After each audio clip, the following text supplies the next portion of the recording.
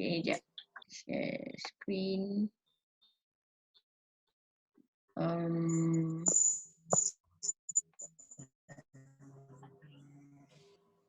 So last week kita sambung dekat bab 2. bab 2, muka surat berapa ingat tak? Just go through. Sudah 33. ya. Betul.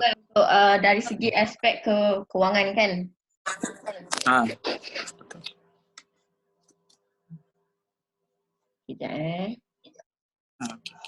Okey.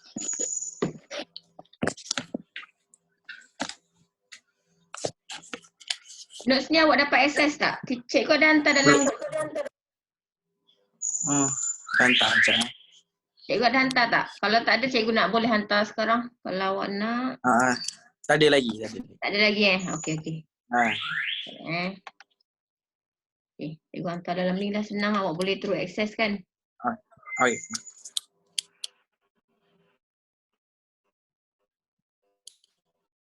Ini Senin. Okay, ni.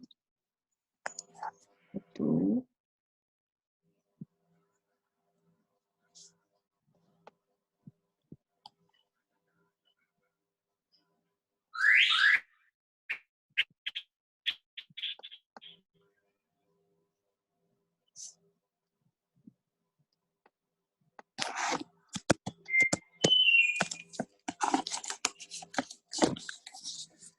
Okay, so yang untuk hari ni kita yang atas tu dulu.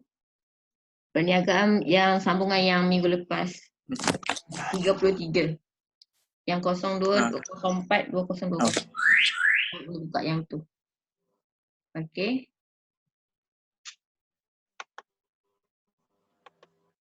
Dah hantar. Sudah. Sudah. Ya, awak boleh nampak tak? Tak apa, nanti awak jelas. Okey, boleh. Okay, so yang ni cikgu hantar untuk awak tadi attach file tu. Okay. Okay, kita sambung untuk aspek kewangan. Okay, hari tu kita dah pergi kepada aspek perundangan. Okay, macam mana peranan kerajaan pusat dalam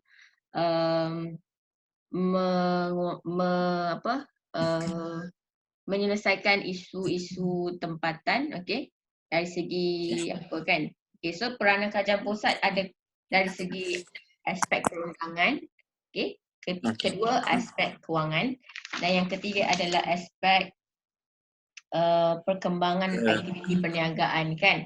So kita dah go through aspek perundangan dari segi akta, akta perundangan akta sewa beli, timbang sukat, ada pencukaian, penetapan dan pelepasan cukai, ada jenis-jenis pelepasan cukai. Dan seterusnya kita akan pergi kepada aspek kewangan. Aspek kewangan tu macam mana? Kewangan. Bermaksud sumber pembiayaan yang diperlukan untuk menjalankan aktiviti ekonomi.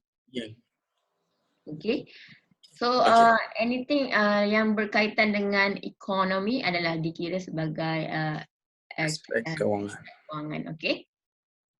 Jadi kat sini dia kata aspek kewangan perlu ditangani dengan baik supaya kerajaan dapat pastikan ekonomi berkembang secara berterusan. Bila ekonomi itu berjalan dengan baik, berkembang dengan baik, maksudnya dekat sini, kerajaan bila aspek kewangan dia perlu menangani, menyelesaikan dia dengan baik, so that ekonomi akan berkembang. Kalau kita tak dapat nak tangani kewangan, kalau maksudnya kerajaan tak dapat nak tangani kewangan, akan mempengaruhi ekonomi. Kejap.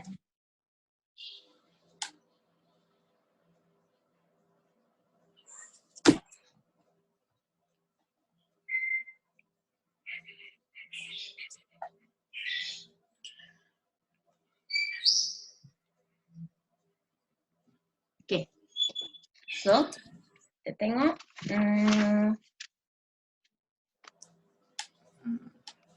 apa lagi yang dibentangkan dalam aspek kewangan? Yang ketiga, pihak kerajaan memainkan peranan penting dalam membantu peniaga mendapat pembiayaan untuk memulakan dan mengembangkan perniagaan. So, pihak kerajaan dia perlu bantulah. Okey, contoh kita sebagai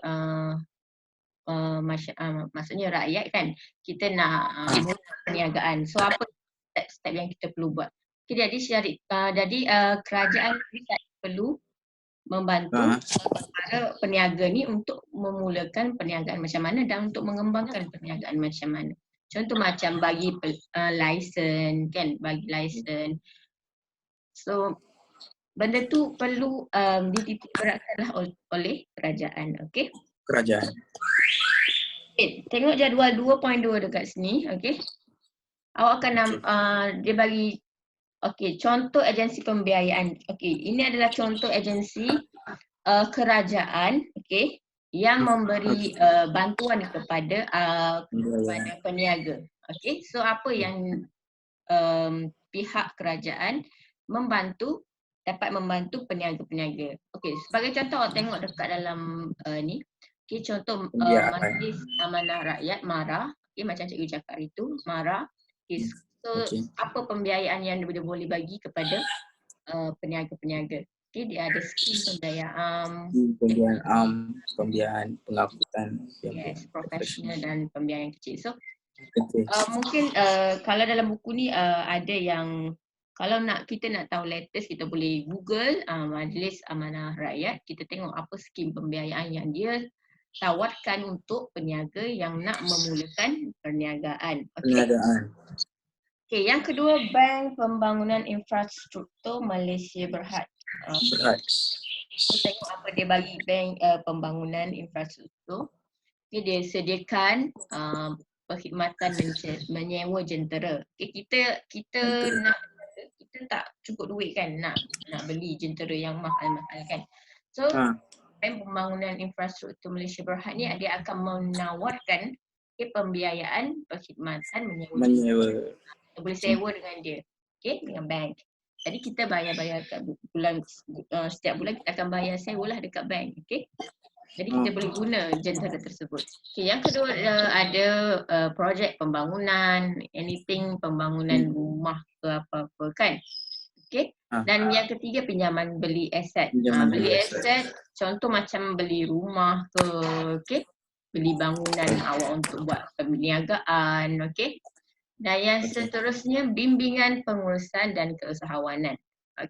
Bimbingan pengurusan keuangan tu keusahawanan tu contoh pergi kursus ke apa, pergi program yang dianjurkan, untuk dapatkan bimbingan. Yang ketiga, contoh agensi kerajaan amanah ikhtiar Malaysia. AIM awak boleh Google, dia punya banyak function sebenarnya agensi kerajaan yang ada sekarang. Dia menawarkan skim pembiayaan ikhtiar, skim pembiayaan ikhtiar ibu tunggal. So, dan yang last adalah Credit Guarantee Corporation Malaysia Berhad. Dia menawarkan skim jaminan laluan terus, skim pembiayaan franchise, skim jaminan utama baharu dan skim jaminan anjal I guarantee. So nak tahu dia lebih lanjut kita boleh Google, Google. Seterusnya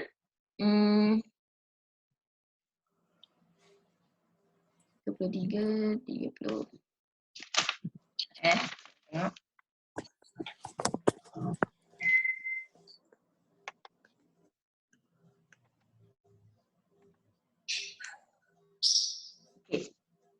Dah habis dari segi aspek kewangan, so kita pergi kepada aspek yang ketiga iaitu dari segi perkembangan aktiviti perniagaan.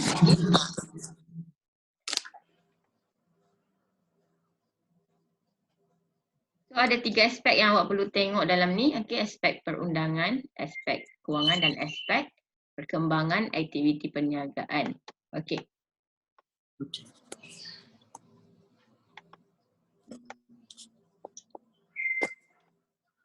Dari segi aspek perkembangan aktiviti perniagaan, macam mana? Aspek perkembangan aktiviti. Apa yang awak faham? Minta pekerja dari luar. Betul lah. Pekerja daripada luar. Ah, Okey. Kalau bila tengok perkembangan aktiviti perniagaan, macam mana kerajaan membantu peniaga, peniaga mengembangkan dia punya aktiviti. Apa aktiviti yang sesuai dia buat? Maksudnya macam mana dia nak buat, macam mana kerajaan nak bantu Tolong. peniaga mengembangkan perniagaan. Okey. So pihak kerajaan juga bertanggungjawab dalam mengembangkan aktiviti perniagaan. Sebagai contoh, boleh tengok kat situ, sebagai contoh kerajaan dia boleh membuat aktiviti promosi, aktiviti promosi. Aktiviti latihan Yes, aktiviti latihan dan perkembangan dan aktiviti penyelidikan dan pembangunan. Maksudnya dan pembangunan. Contoh macam kerajaan dia buat macam pesta apa, macam buka booth tu macam apa yang biasa buat dekat Mak Apes Sedang tu.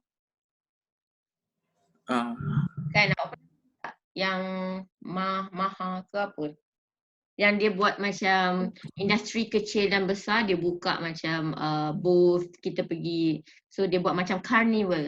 Dia buat macam carnival. Carnival. Mempromosikan barangan dan perkhidmatan yang dibuat oleh industri kecil besar. Ini tengok pertanian ke, dari segi apa-apalah. Sebagai contoh, kita tengok aktiviti promosi. Aktiviti promosi dapat membantu pertumbuhan ekonomi yang stabil dan kukuh. Kalau kita tak promote stabil dan kukuh, kita tak akan kenal barang tersebut. Sebagai contoh dekat sini, Matrade. Matrade ni adalah agensi kerajaan yang menjalankan aktiviti tentang perdagangan berkaitan dengan perdagangan di luar negara.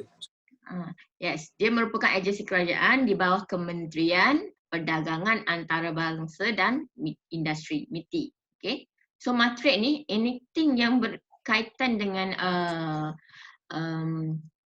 aktiviti perdagangan di luar negara, dia akan membantu. Sebagai contoh, Matrade bagi tolong dari segi apa? Pertama, dia mencari dan membangunkan kawasan perdagangan baharu. Perdagangan baru serta pasaran baharu di luar negara. Contoh, awak nak kembangkan perniagaan di luar negara, awak boleh attend apa-apa aktiviti yang Matrade anjurkan, dan awak boleh tahu macam mana awak nak kembangkan perniagaan awak ke antarabangsa. So lagi apa? Dia mengekalkan perhubungan antara pengimport dan ekspor. Dia tahu connection, jaringan daripada ekspor luar negara. So awak senang bagi awak untuk akses. Maksudnya awak nak apa-apa yang awak nak tahu tentang pelabur luar negara, dia ada, dia boleh bantu awak. Matrade boleh bantu. Yang ketiga, mengadakan misi perdagangan ke luar negara untuk pengeluar tempatan dan membawa masuk pengimport dari luar negara. So kat sini dia boleh adakan apa-apa program untuk daripada pelabur luar boleh masuk kepada ke dalam negara. Dia promote barang-barangan pada luar negara. Maksudnya dia menarik perhatian pelabur untuk cuba datang ke Malaysia, contoh, so that kita boleh bertukar pendapat, kat situ kita boleh anything kita boleh share. Dan seterusnya, menemukan pengeksport Malaysia dengan pengimport dari luar negara. So Matrade dia akan bantu awak menemukan pengeksport Malaysia dan pengimport dari luar negara. Yang seterusnya, merancang dan mengendalikan seminar perdagangan. Yes, Matrade dia akan merancang dan adakan program, seminar. Yang seterusnya, mencetak dan mengedarkan bahan bacaan mengenai aktiviti perdagangan Malaysia. Yes, dia akan untuk menaikkan aktiviti promosi ni, dia akan mencetak dan mengedarkan. Maksudnya dia akan print out something pamphlet yang kita boleh baca lah tentang aktiviti perdagangan Malaysia untuk menarik minat peniaga, okey, mengembangkan perniagaan ke luar negara. Okey. Dan yang seterusnya last, mengambil bahagian dalam pameran perdagangan antarabangsa dalam usaha mempromosikan barangan keluaran Malaysia dan mengeratkan perhubungan lain. Sebagai contoh, okey. Hubungan Sebagai dengan contoh, kita ingat dah tahun bila Kelantan dia pernah buat Carnival Cheng Ho di mana dia menarik pelabur daripada China untuk buka macam setiap dia ada booth, okay, booth yang memperkenalkan barangan daripada China, okay. So dekat situlah, okay, Madrid dia boleh contoh, sebagai contoh macam makanan carnival macam pesta makanan Thai, okay, macam mana dia promote makanan Thai daripada, okay, daripada Thai dekat Malaysia dan bukakan baru-baru. Baru ni dekat dekat area apa dia kat situ, Emeline tu ada kan? Emerin, bukan di sana. Tu adalah salah satu contoh. Okay. Oh, okey. Promosi daripada negara lain ke datang negara kepada negara kita. Okey. Itu adalah untuk aktiviti promosi. Okey. Yang kedua, aktiviti latihan dan pembangunan. Macam mana? Okey. Kejap Okey.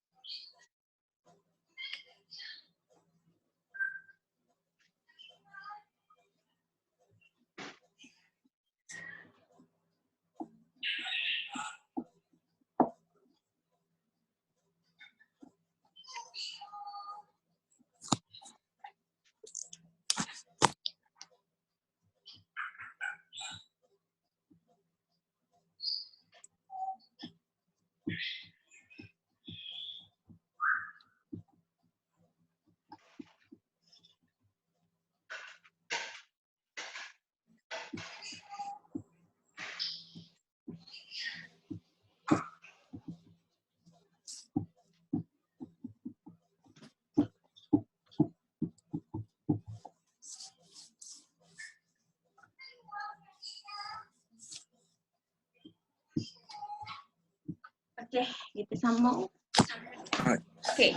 Seterusnya adalah aktiviti latihan dan pembangunan. Okey, macam mana kerajaan membantu peniaga dari segi aktiviti latihan dan pembangunan. Macam mana? Okey. So kita tengok latihan merupakan aktiviti yang dijalankan bagi tujuan untuk menggalakkan peningkatan produktiviti dalam kalangan pekerja. Okey. Okey, maksudnya kat sini apa yang kerajaan sediakan untuk menaikkan kemahiran pekerja. Sebagai contoh, awak bekerja dekat kementerian mana-mana lah, okay.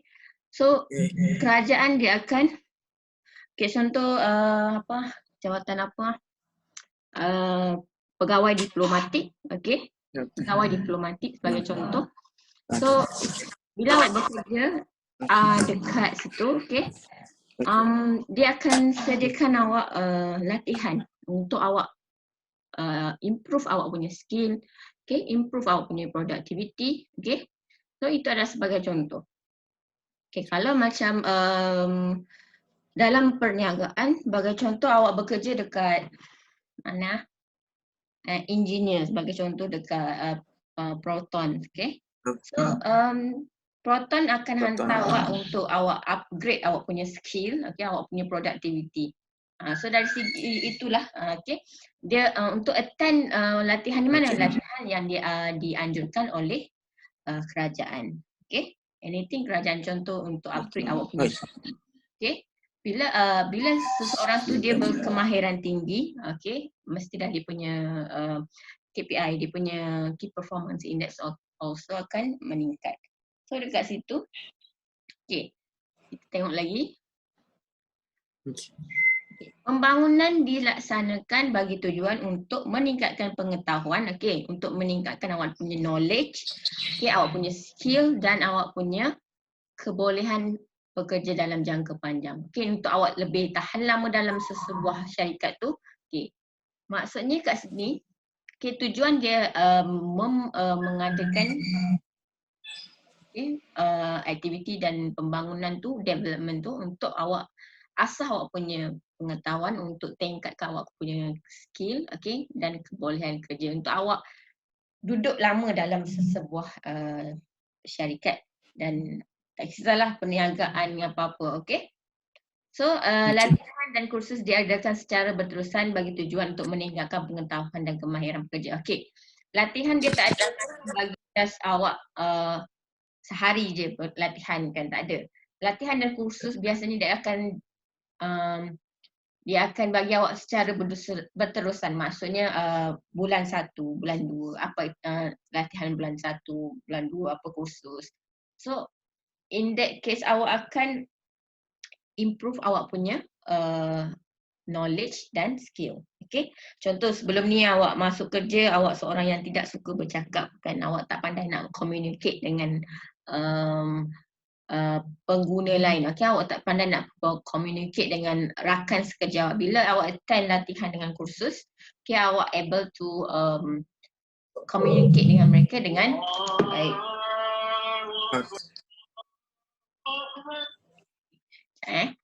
Okay.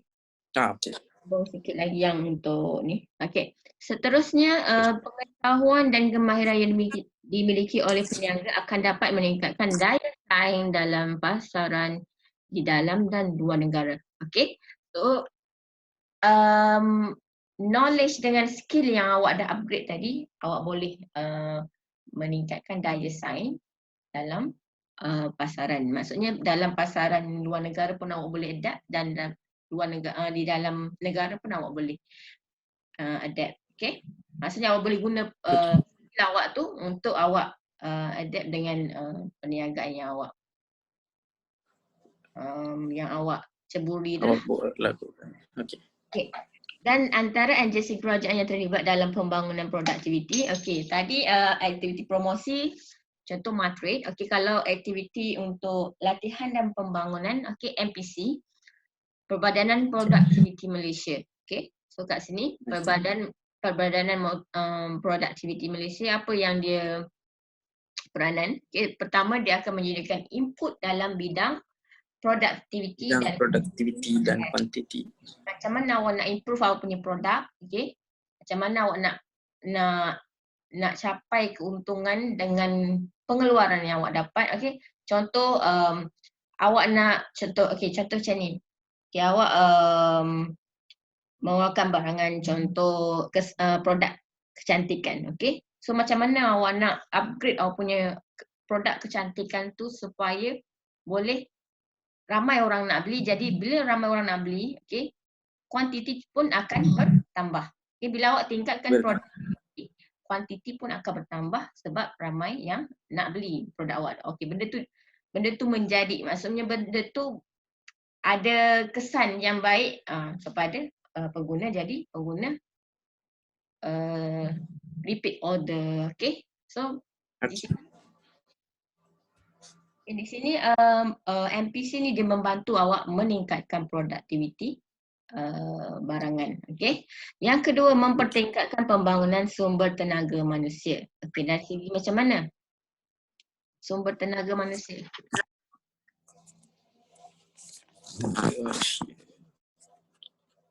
Sumber tenaga manusia. Oh, pertama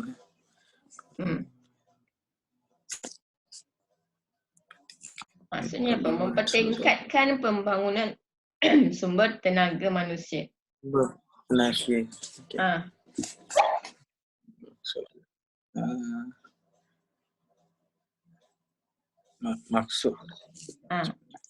okey. So kat sini mempertingkatkan pembangunan sumber tenaga manusia maksudnya keupayaan untuk seseorang itu melakukan kerja. Okey?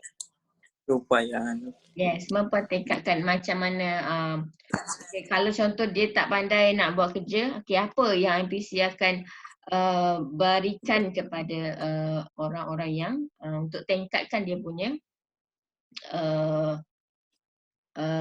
tingkatkan dia punya sumber tenaga. Okey. Kalau sebagai macam contoh kita manusia dari segi untuk tingkatkan tenaga melalui makanan, okey. Kalau tumbuh-tumbuhan, kalau barang-barangan, apa dia punya sumber tenaga, okey. Okey. Okey, yang seterusnya adalah menerajui pergerakan produktiviti dan kualiti. Okey, produktiviti dan kualiti dari segi apa? Dari segi barangan ataupun perkhidmatan. Okey. Okey. Okey, yang ketujuh, antara jenis kursus yang dikendalikan, okey, itu adalah kursus apa? Kursus keusahawanan. Okay, macam mana nak jadi the best usahawan, okey, macam mana. So, MPC ni banyak ada kursus keusahawanan, okey. Yang kedua, pengurusan dan kawalan kualiti. Dan yang ketiga adalah kewangan dan perekonomian. Macam mana kita nak kita nak arrange kita punya kewangan, okey, macam mana nak jaga, nak tengok kewangan kita tu semua, okey. Statement bank, okey. Adalah step-step yang diajar, okey. Okey, so awak buat dulu latihan. Okey. Cikgu habiskanlah sikit untuk ni, aktiviti penyelidikan dan pembangunan. Okey, yang ketiga aktiviti apa kerajaan buat untuk menangani aktiviti penyelidikan dan pembangunan. Okey, kalau aktiviti penyelidikan dan pembangunan kita panggil kat sini research and development. Okey, macam mana? Okey, aktiviti R&D ni dia akan dapat menjana kreativiti dan inovasi. Kreativiti dari segi apa? Okey, awak nak cipta sesuatu benda baharu, okey, inovasi maksudnya kat sini macam mana awak nak upgrade benda yang lama tu jadi lebih menarik, okey. So kemajuan dalam R&D ni juga dapat memajukan ekonomi sesebuah industri lah, okey. Sebagai contoh awak boleh tengok pada jadual 2.3, okey. Buka jap. Okey. 2.3.